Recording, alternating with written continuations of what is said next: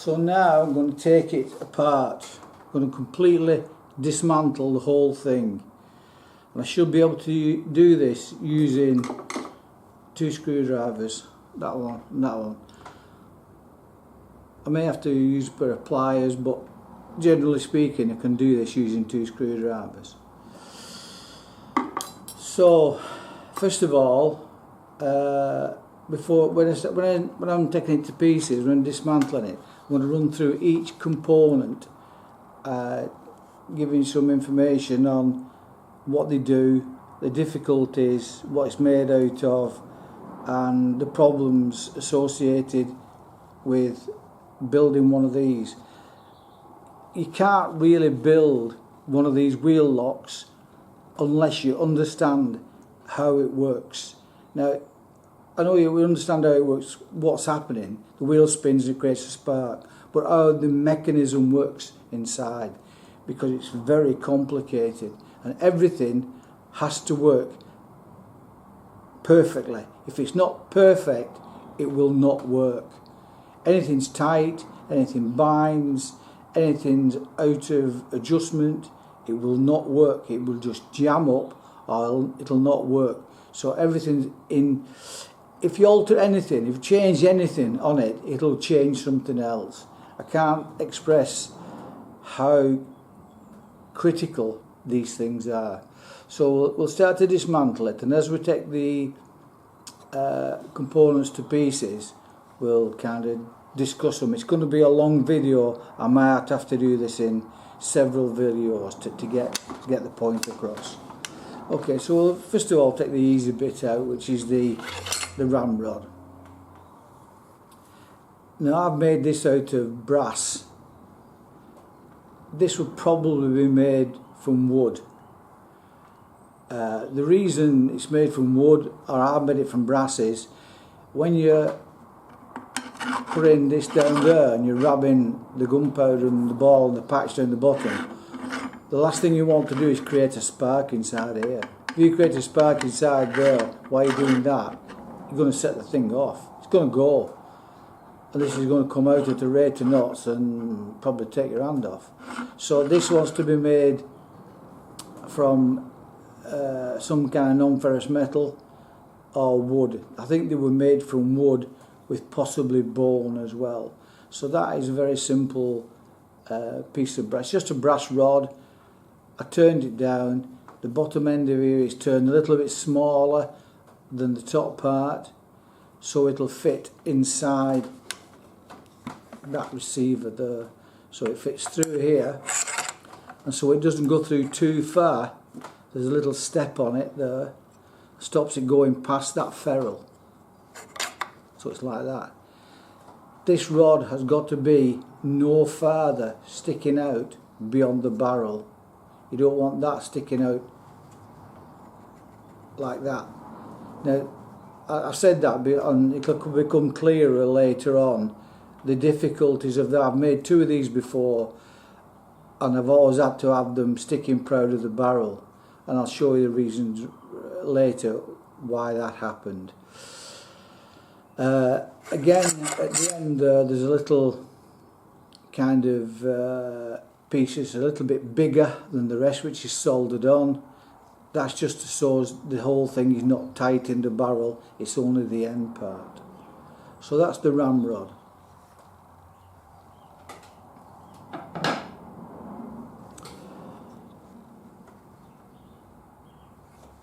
We'll take off some of these easy parts first,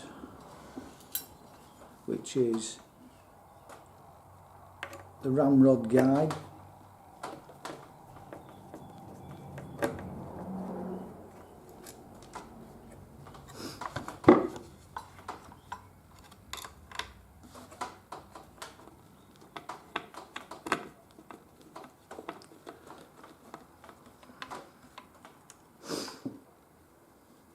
Two screws, and this ramrod guide just pulls off like that, nice and tight. Okay.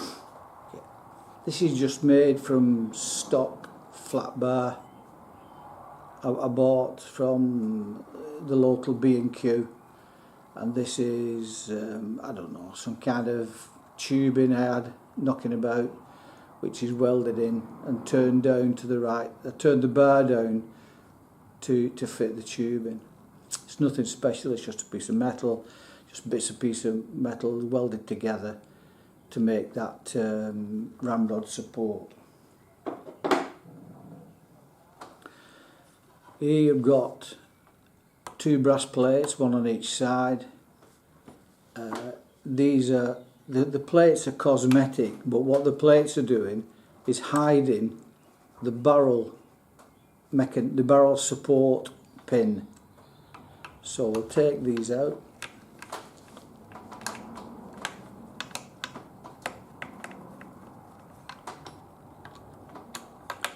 Now these are posi screws. I would like to get some slotted screw, proper screwdriver headed ones, because they don't look very authentic, but for the time being they're okay. I've not been able to locate some slotted screws, brass, this size, so I'll replace them at some point. So we've got two at that side.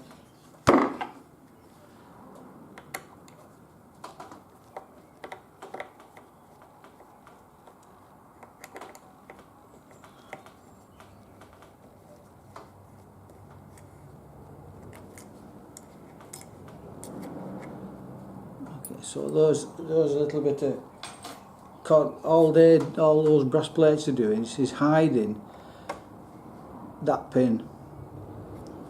That pin knocks out.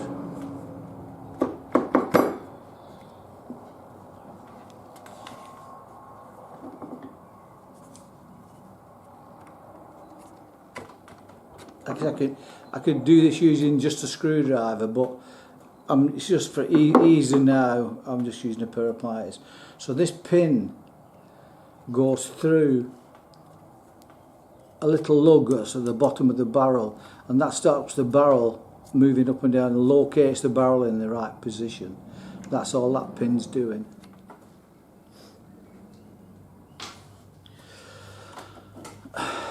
Okay, so at the back here got one screw. That screw's holding the back of the barrel down into the correct position, so we'll remove that screw. Now this is why I use two screwdrivers. I've got this screwdriver and that one. I have made them before where I can use just one screwdriver, but on these the screws are a lot bigger, so this screwdriver's not big enough to, well, it is really, actually I couldn't do it with that one. So saying I couldn't use it, I can do that. So you take that screw out.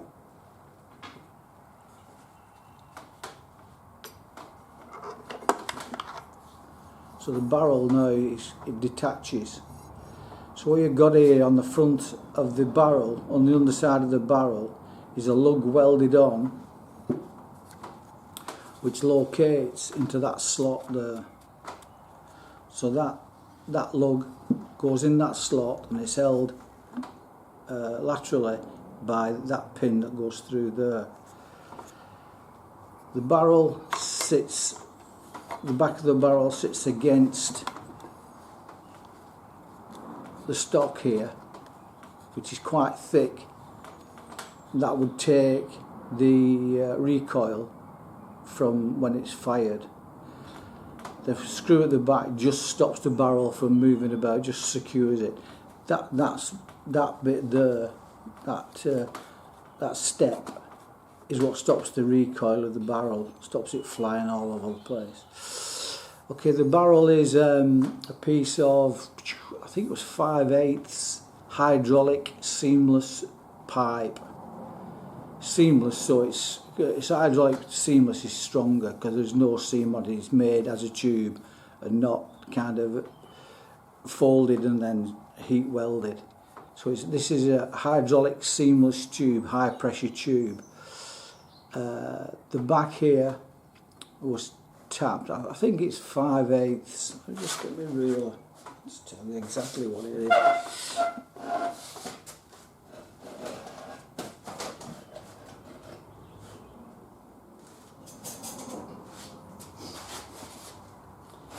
it's that long since I started to make this and order the parts. I've forgotten all the sizes. So this is no, it's not 5. It's actually 3/8. It's 3/8. Sorry, not 5. It's 3/8. It's 3/8 of an inch bore, and I tapped that. I think it was 1/2 inch. That was tapped 1/2 inch. So the bore's 3/8 and a 1/2 inch UNF tap that I tap the back of here for the breech plug. The breech plug goes in to about here, so there's a bolt in the back of here that goes to about there. Now this should have a little hole in there. Now that's for the gunpowder when you put in the pan. That when you fire it, the spark would ignite the gunpowder in the pan, which would flash through a hole here into the back of the barrel, which then fires your projectile. Because there's no hole here, this is impossible. It can't fire. Notwithstanding, I don't have any black powder. Because of the rules in the UK regarding having black powder and storing it, I don't have any black powder. So even if I had black powder, this could not fire. So it's totally safe because there is no touch hole here. So even if you loaded it with black powder, it still couldn't fire because there's no touch hole in it. I made it purposely so it can't fire. So that is a seamless pipe with the 1/2 inch UNF bolt at the back down to about here, and then this is just a piece of flat steel which secures the barrel back into that channel there.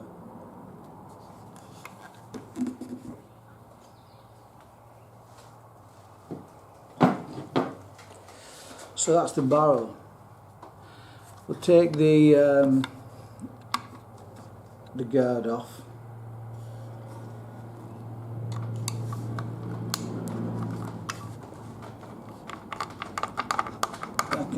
I'm going to be able to take this apart with one screwdriver, I think.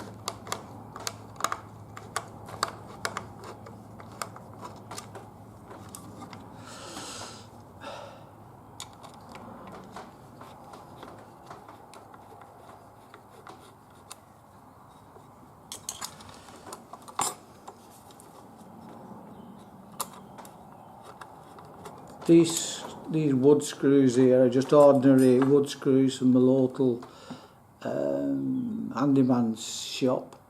They're quite coarse. I wanted them quite coarse so they grip the timber, and I've cut them down to the right length because they were about this long. So I cut them down to the right length, put little ends on them. I don't like keep taking them in and out because the more you take it in and out, the slacker they go, and they're really nice at the moment. So those are just 2 ordinary wood screws. This is just a piece of flat stock. What is it? I think it's 15. Yeah, it's 15 by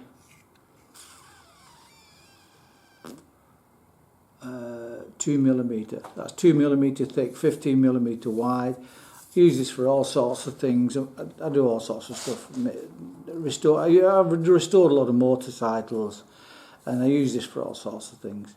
It's really nice stuff. I get it from B&Q. It's really nice material. It welds well, it bends well. It's not mild steel. It's stronger than mild steel. I don't know what it is. I can't buy it from anywhere else. So it's really nice stuff, though.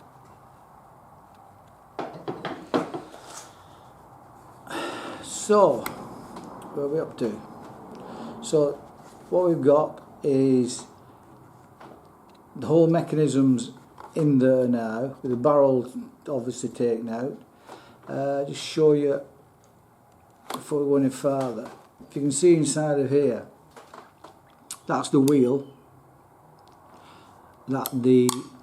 This is a ferrite rod. It should be fool's gold or iron pyrite. I don't have any iron pyrite, I don't have any fool's gold. This probably sparks better. And basically what it is it's just like a metal rod which has got certain characteristics which sparks quite easily. They use it for starting fires on people who do outward bound and scouts and things like that, and it sparks really easily. It's quite good. You can cut it with a hacksaw. I've put a little rubber hose on here. This is petrol pipe off a motorcycle, and it just so happens it's a dead fit for the, so you could put a little bit of petrol pipe over the top of it and cut it off, and then that is held in here. It holds on between them jaws, and it holds it really nice and firmly. Okay, so that's what that is, a ferrite rod. So that's with the ferrite rod here. When you pull the trigger, the first thing that happens is this pan, when you're ready to fire, you fill this channel here with gunpowder, with black powder. Okay, and it wants to be on top of this wheel which has got ridges on it. The idea is that when you put, this thing spins, this wheel spins, when that wheel spins, because that is in contact with that wheel, it creates a spark and ignites the priming powder which is in this component here, this compartment. Also, it doesn't get wet. What you do is you put your priming powder in, then you close that pan up. It keeps your powder dry, as the term comes, keep your powder dry. And then you put the dog on top of there. So the first 10 degrees of rotation of that wheel, once you've wound it up, is this pan jumps back and the dog jumps down. See how it's got to go right back as well. That the pyrite jumps down onto the wheel spins, creates a spark, ignites the powder in the pan. The powder then runs across to that channel I told you about in the barrel, because that would be there, that hole would be here. It would flash through into here, that would flash through into the barrel, and that would set your gun off, your projectile off. This here I forgot to tell you about earlier. What that does, that's a little extension to the barrel that sits against that surface there, because you don't want a gap between that surface and there, or your gunpowder is going to fall into the bottom of the gun, which is no use. So that has got to be very close to that, touching it almost. Okay.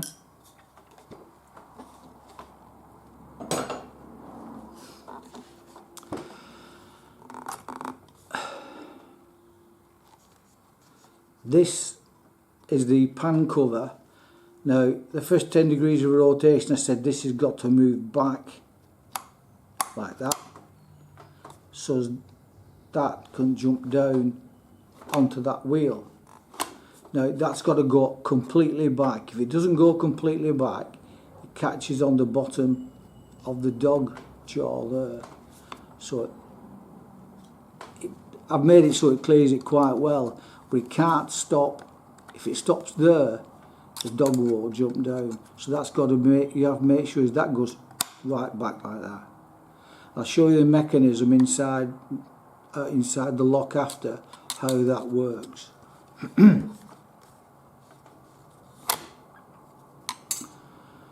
Right, so we'll take the pan cover off.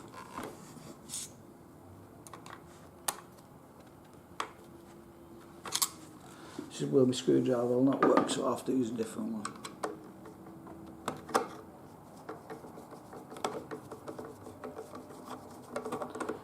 Okay, so I originally had a pin holding this in, just a pin with a little piece of wire through, but it created a problem because when you put a pin through, I put a pin through from this side and put the wire on that side, but then that is so close to there, it was interfering. And you can't put it through from this side because the barrel's in the way. So I don't know how it was done originally. I've never seen one of these. This is all done as I've gone along. These are problems I've overcome as I've come across them. So the only way I could think of doing it was putting the pin in from this side and threading it into